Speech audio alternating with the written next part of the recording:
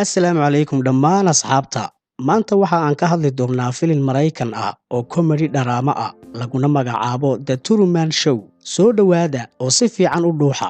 Truman Burbank waxa uu ku nool yahay nolol deggan oo xasiloon jasiiradda Sea Haven oo ah meeshii uu ku dhashay. Wuxuu guursaday kalkaaliso lagu magacaabo Mary, wuxuuna u shaqeeyaa shirkad caymis ah. Maalin maalmaha ka mid ah isaga oo shaqada u sii socda kuna sii salaamaya jaarkiisa, salaan dhaqameedkiisii ahaa subax wanaagsan, lacalla haddii aan mar kale is arki weynana galab wanaagsan, fiidnimo wanaagsan iyo habeennimo wanaagsan. Waxaa gaadhigiisa ku soo agdhacay shay cirka ka yimid. Waxa uu isku dayay inuu ogaado halka uu ka soo dhacay, balse ma uu helin wax jawaaba. Maadaama uu cirku yahay mid madhan oo kaliir ahna, shayguna uu u eg yahay laydharhka istuudiyoyada lagu iftiimiyo. Kadib markii uu dhinac iskaga leexiyey isaga oo ku sii socda shaqada, raadiyaha ayaa sheegay in diyaarad dul maraysay jasiiradda Sea Haven uu ka soo dhacay qalabkeeda mid ka mid ahi, taasoo ka dhigtay inuu aamino inuu yahay shaygii uu arkayey. Shaqada dhexdeeda waxa uu si qarsoodi ah u wacay magaalo lagu magacaabo Fiji, isaga oo raadinaya macluumaad ku saabsan haweeney la yidhaahdo Lauren ama Sylvia Garland. Markii uu ku guuldaraystay inuu helo wax xog ahna, wuxuu u baxay dekedda Harbor si uu shaqo ugu soo dhammeeyo booskiisa Lawrence. Si kastaba ha ahaatee, waxaa ku siyaaday cabsidii uu ka qabay biyaha iyo badda oo waxa uu ku soo noqday gurigiisii. Kadib waxa uu la kulmay saaxiibkiisii ugu dhowaa ee carruurnimada oo la yidhaahdo Marlon, wuxuuna u sheegay rabitaankiisa ah inuu iskaga tago dhammaan jasiiraddan oo uu u guuro Fiji. Tan iyo markii uu yaraa, Truman wuxuu jeclaa inuu ku wareego adduunka, laakiin sababo jira awgeed weligii dhanna umu dhaafin jasiiraddan Sea Haven. Kadib markii uu ka tegey Marlon, Truman waxa uu fadhiistay xeebta keligii, wuxuuna galay xusuusta shilkii doomeed ee uu ku waayey aabbihii Kirk Burbank. Maalintaas naxdinta lahayd, Truman aabbihii wuxuu rabay inuu goor hore ka soo noqdo shaqada, maadaama oo ay cimiladu aad u xumayd, laakiin wiilkiisii ayaa jeclaystay inuu sii joogo badda.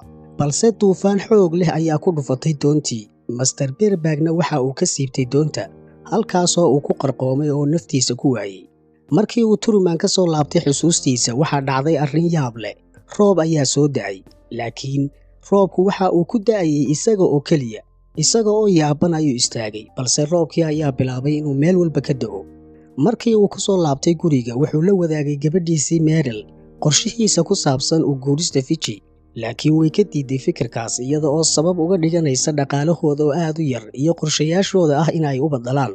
Maalintii xigtay, Truman wuxuu kula kulmay jidka nin darbijiif ah oo aad ugu eg aabbihii, laakiin inta aanu la hadlin ka hor waxaa ku soo yaacay dhowr qof oo kala dhex galay. Kadibna waxay ninkii ku riixeen bas meesha taagnaa oo si degdeg ah ula dhaqaaqay. Truman waxa uu uga warramay dhacdadaas hooyadii, laakiin hooyadii waxa ay u sheegtay in ay waxaasi yihiin wax iska caadi ah oo uu maskaxdiisa ka sawirtay, oo mararka qaarkood iyada lafteedu ay mooddo aabbihii dad aanay garanaynin oo ay ismoodsiiso. Isla habeenkaas, Truman waxa uu gelayaa qolkiisa istoorka, wuxuuna eegayaa alaabo uu hore u isticmaali jiray oo ku qarsoonaa sanduuq duug ah. Sanduuqa waxaa ku jira sawiradiisii carruurnimo iyo funaanadda dumarka oo cas oo leh badhan ay ku qoran tahay sidee ayay ku dhammaanaysaa. Funaanadaasina waxay dib ugu celisay xusuusta maalmihiisii uu dugsiga dhiganayey, markii uu arkay gabadh yar oo aad u qurux badan oo magaceeda la yidhaahdo Lauren Garland, waqti uu la dheelayay kooxda fanka ee dugsiga. Balse intii aanu la kulmin Lauren waa ay ka qarsoontay. Markii uu muddo waayeyna waxa uu xidhiidhka la sii xoojiyey gabadha uu hadda qabo ee Meryl. Si kastaba ha ahaatee, habeen kale Truman ayaa mar kale kula kulmay librariga.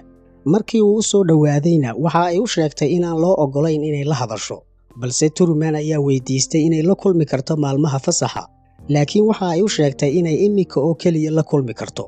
Waxaanay isku dayeen inay si qarsoodi ah uga baxaan librariga, iyaga oo ka dhuumanaya kaamirooyinka librariga, laakiin ugu dambayntii waxaa qabatay kaamirada albaabka dambe ee librariga iyaga oo xagga dambe ka sii baxaya. Waxa ay u soo baxeen xeebta, laakiin waxaa si kadis ah ugu yimi gaadhi, taasoo keentay in ay Lauren argagaxdo oo cabsato. Waxa ay u sheegtay Truman in magaceeda dhabta ahi uu yahay Sylvia, oo ay rabto inay runta u sheegto iyada oo ninkii gaadhiga ka soo degay oo u sheegtay inuu yahay ninkeedii Master Garland isku dayayo inuu kaxeeyo. Balse Lauren waxa ay si halhaleel ah ugu sheegtay Truman in wax walba iyo qof kasta oo ku xeerani ay yihiin been abuur iyo matalaad, oo uu isaga laftigiisuna yahay qayb ka mida musalsal ama bandhig TV-ga live uga socda oo lagu magacaabo The Truman Show. Ninkii oo Lauren ku sheegaya in ay maskaxda wax ka qabto ayaa qasab ku saaray gaadhiga, isaga oo ku dhawaaqaya inay u guurayaan Fiji. Waxaanay halkaas kaga tageen Truman oo la jahawareersan arrintan oo gacanta ku haysta funaanadeedii casayd. Kadib markii uu ka soo laabtay xusuustaas, Truman waxa uu isku keenay sawirro uu ka soo googooyay joornaalada si uu uga sameeyo sawirka wejigii Sylvia inta uu ka xasuusto. Maalintii xigtay, isaga oo u socda shaqada, ayaa waxa ay cillad ku timi idaacadda raadiyaha oo bilowday inay si la yaab leh u soo tabiso dhammaan dhaqdhaqaaq kasta oo uu sameeyo, sidii oo isaga la daawanayo oo kale. wax yar kadibna raadiyaha ayaa bilaabaya qadar miyuusiga iyaga oo markii dambe ka cudur daartay in ay si qaldan u soo qabsadeen khadka booliska.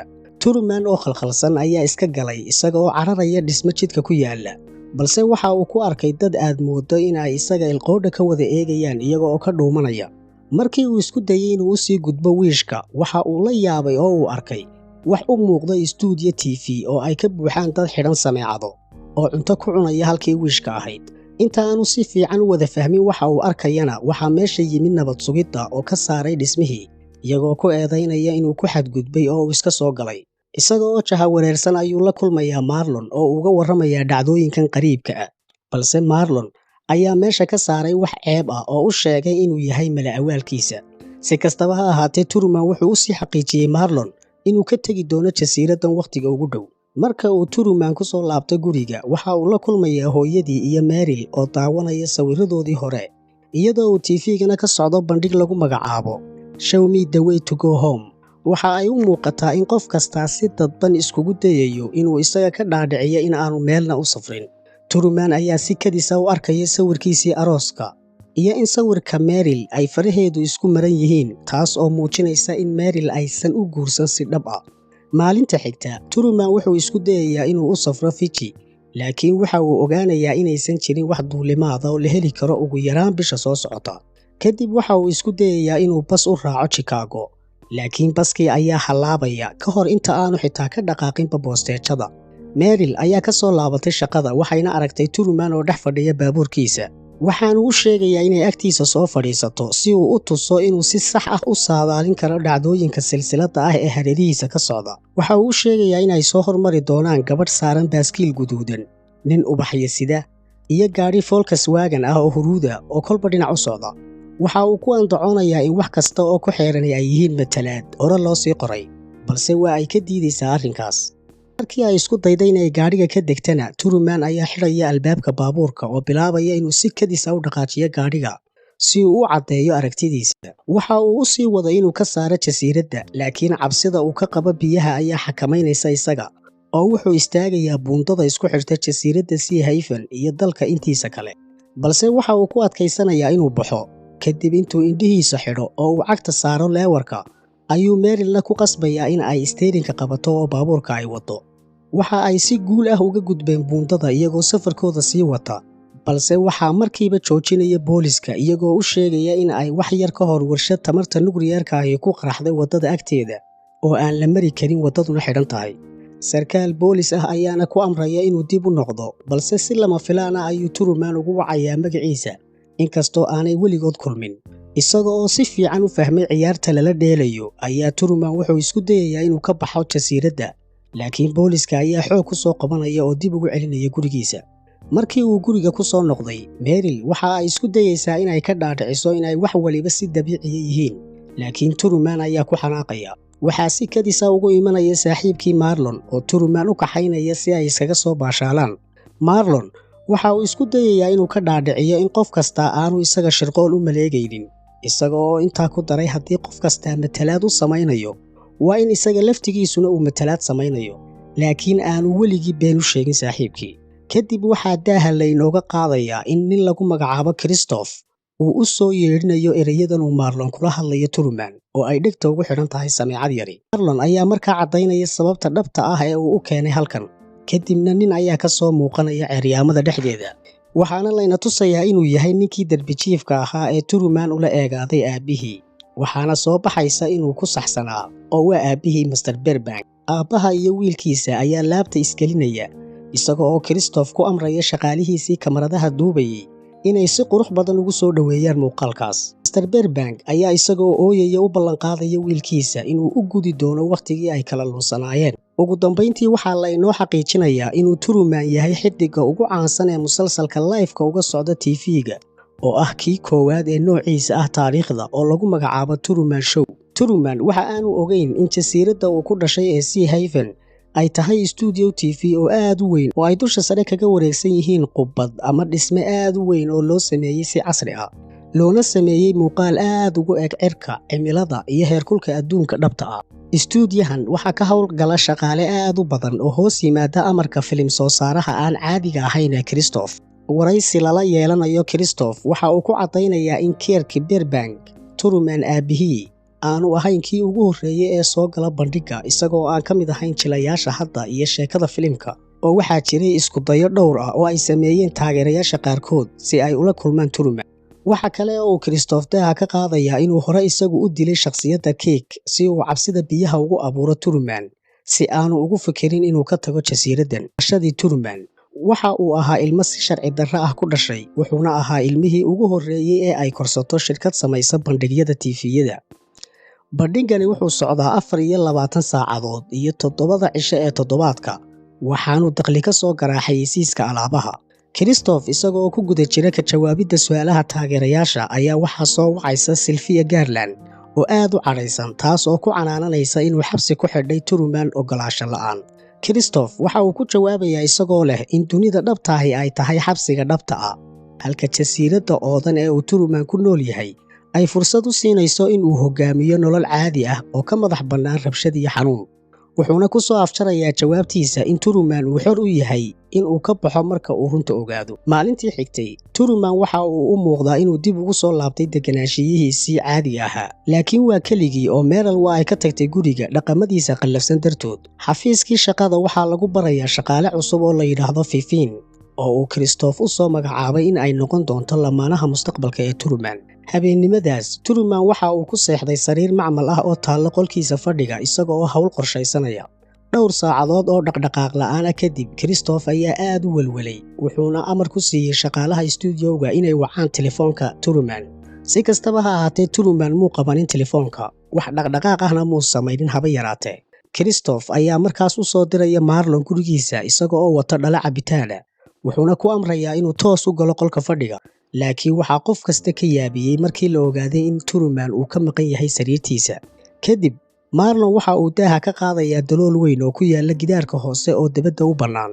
Truman waxa u suurta gashay inuu baxsado. Iyada oo aan waxba loo sheegin daawadayaasha, Christoph ayaa jaraya gudbintii tooska ahayd ee barnaamijka.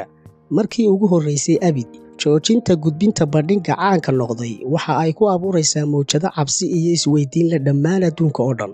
Laakiin taageerayaasha, warbaahinta iyo maalgashadayaasha ayaa cadaadis ku saaraya Christoph. Christophna waxa uu ku amrayaa dhammaan shaqaalaha oo ay ku jiraan jilayaal dheeraad ahi in ay taaka uga raadiyaan jasiiradda. Si kastaba ha ahaatee, jilayaasha waxaa ku adkaanaysa inay helaan Truman maadaama meeshu mugdi tahay oo uu jilliinku habeennimo marayo. Sidaa darteed, Christoph waxa uu amar ku bixinayaa in qorraxda canjilka ah ee jasiiraddu si fiican u soo baxdo, wakhti ka horreeya xilligii saxda ahaa ee ay soo bixi lahayd, si ay uga caawiso raadinta Truman. Kadib markii laga raadiyey taaka kasta oo dhulka jasiiradda ah, waxaa Christoph niyaddiisu u sheegaysaa inuu ka hubiyo badda ku wareegsan jasiiradda, waana siduu u malaynayey. Kaamaraduhuna waxa ay qabanayaan Truman oo saaran doon shiraac ah oo gacanta ku haysta sawirka Sylvia. Kadib soo tabintii tooska ahayd ee musalsalka ayaa mar kale dib loo bilaabayaa. Sylvia oo gurigeeda ka daawanaysa ayaa aad ugu farxaysa in ay aragto Truman oo isku dayaya inuu runta ogaado. Christoph ayaa amraya kabtanka doonta jasiiradda in uu gacanta ku soo dhigo Truman, laakiin ma awoodo oo waxa uu ahaa keliya jilaa, mana yaqaano sida loo kaxeeyo doonta. Maadaama aanay jirin wax kale oo uu sameeyaa, Christoph waxa uu ku kicinayaa mowjadaha samayska ah ee jasiiradda si uu ugu qasbo inuu ku soo laabto xeebta. Christoph kamuu tegin wax kasta oo uu karayay si uu u cabsiiyo Truman, laakiin Truman ayaa ku soo jeesjeesay isagoo cirka kor ugu qaylinaya oo leh, waxa keliya ee aad samayn kartaa mayntaasa inaad idisho ayay ahayd. Christoph oo xanaaqsan ayaa isna ku kicinaya duufaanada badda si uu u jabiyo Truman. doontiisina waxa ay ku siganaysaa inay qarqoonto. Kadib Christoph waxa uu garwaaqsaday inuu Truman uu markan ka jecel yahay in uu dhinto intii uu soo noqon lahaa, waxaanu ka joojinayaa caqabadayntii. Truman waa uu sii wadanayaa safarkiisii, balse wax yar kadib doontiisii waxa ay afka ku dhufanaysaa wax adag oo soo istaajinaya. Wuxuuna ogaanayaa in doontiisii ay ku dhacday gidaarka cirkii macmalka ahaa. Wuxuu gaadhay dhammaadkii dhismaha masraxa. Farxad ayuuna la ilmaynayaa, isagoo u dhaqaaqaya dhanka koonaha ee cirka oo uu ku arkayo jaranjaro sii tegaysa iridda laga baxo. Truman isagoo u sii socda inuu baxo ayaa waxa ugu dambayntii la hadlaya Christoph, isaga oo adeegsanaya intercom. Wuxuuna ku wargelinayaa inuu yahay xiddiga bandhigga reality-ga ah ee TV-ga ka socda oo loo yaqaano The Truman Show. Wuxuu isku dayayaa inuu ku qanciyo Truman inuu ku sii noolaado jasiiradiisa khayaaliga ah, iyada oo Sylvia iyo adduunka oo dhammina ay si taxaddar leh uga daawanayaan TV-ga. Christoph waxa uu ku odhanayaa Truman, ma jirto wax run ah oo adduunka xaqiiqada ahi dheer yahay midkan aan adiga kuu sameeyey, ee waa isla beentan iyo khiyaanadan oo kale oo weliba baahi iyo rafaadna dheer yahay. Laakiin adduunkayga wax aad ka cabsataa ma jiraan. Truman markii uu wax yar fikiray kadib inta uu samada eegay ayaa waxa uu odhanayaa, lacalla haddii ay dhacdo inaan mar kale is arki weyno, maalin wanaagsan, fiidnimo wanaagsan iyo habeennimo wanaagsan. Kadib inta uu soo wada salaamo daawadayaasha ayaa uu albaabkii ka baxaya. Sylvia oo aad u faraxsan ayaa si xamaasad leh iyana uga soo baxaysa aqalkeeda, iyadoo dunida inteeda kalena ay si farxad iyo raynrayn ku dheehan tahay uga falcelinayaan gabagabada bandhigga ama musalsalkan Truman. Fadlan nagu soo biir si aad ula socoto muuqaallo kale oo badan oo sidan oo kale ah. Beelkana furo adigoo muuqaalkana u dhaafaya like si aad uga caawiso kanaalku inuu sii faafo. Waanad ku mahadsan tahay daawashadaada.